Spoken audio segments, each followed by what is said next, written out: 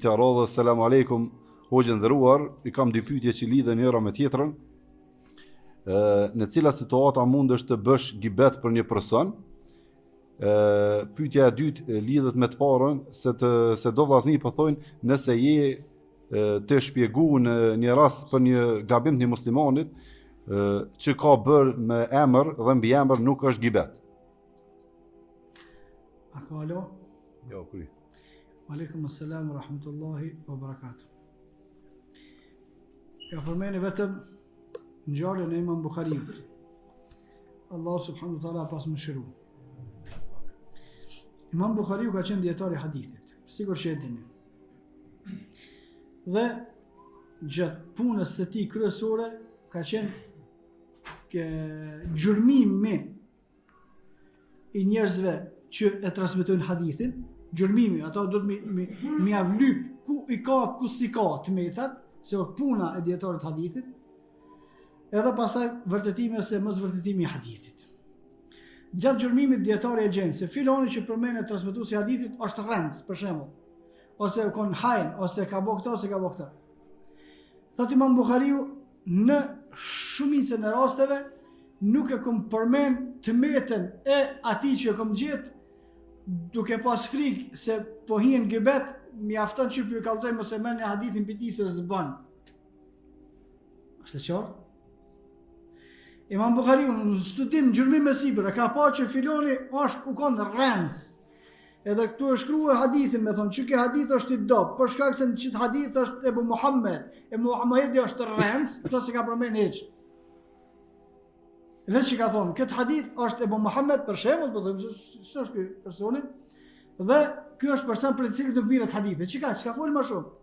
I ka thonë pse s'ki fol më shumë, ka thonë se turna që pihin hak njerit, se unë kam për detyrë me vërtetuar klasifikuar hadithin, se kam për detyrë me kallzuar ku ka rrejtë ky ka vjedh në herë me një vend, ku ka bërë diçka. Po ashtu themi nëse je bash çaq i devotshëm se ço po do mi rujt musliman pi sherrit njonit, atëre ti dikon se Imam Bukhariu ka ke i devotshëm, mundësisht mos ja përmend çati muslimani që në ka të keqe. Veç përmene çështjen me të cilën do të më urujt. Kjo është çështja e parë. Çështja e dytë. Nëse duhet me i sqarua çështjet, duhet me sqarua njerëzit të cilët janë përgjegjës për xhamatin.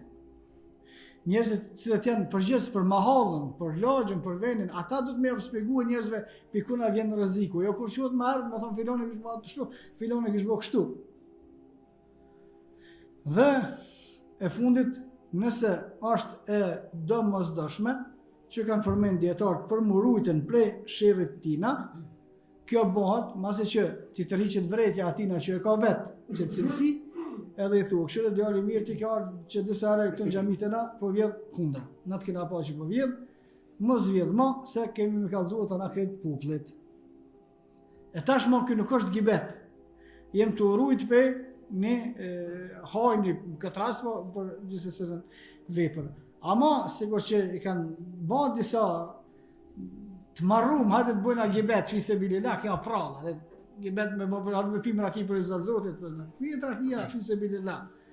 Nuk bëhet gibet i fi se bilillah. Kofsha e kategorisë që i mbron muslimanët, ti i mbron pa thonë që ashtu heq, se e din muslimanët kur të folë shti, edhe e din çka fol, edhe e din kur të heq vërejtjen, pa e përmend emrin kërkuna, e din se çka do të thonë, themi se edhe nëse jena të dashur me i rujt musliman, nuk do të me i përmend njerëzit me emra, derisa kanë përmend dietarët, e keqja e atina të bëhet shumë e madhe, për të cilës pastaj dietarët, njerëzit që kanë më shumë dituri, ju tërheqin veten, sa ata përshatanë çatu, vallahu a'lam.